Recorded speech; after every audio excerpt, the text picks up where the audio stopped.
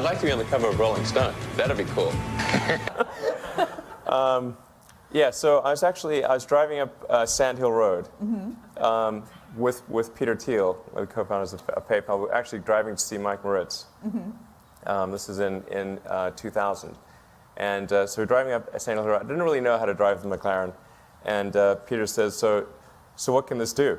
And then, like, I'm probably number one on the list of famous last words. I said, watch this. So I floored it and did a lane change on Sand Hill. And so the McLaren has no traction control or anything. It's massive power to the wheels, so 640 brake horsepower, and it only weighs a ton. So it has massive power to weight. It can brake the wheels free at 80 miles an hour. So broke the rear end free and started spinning. And I sort of, let's see, I think it was sort of, I was going straight and then turned, and I remember seeing the cars coming towards me while I was going backwards.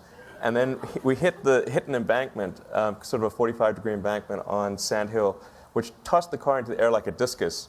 And it kept rotating with about 3 foot of air clearance, according to witnesses. And then slammed down on the ground, going the original direction. And we blew the suspension out. Now, it didn't actually wreck the car. The core chassis and the engine were okay. Thank God. But all the glass and the wheels and everything was shredded, and there was massive body damage in the front and rear.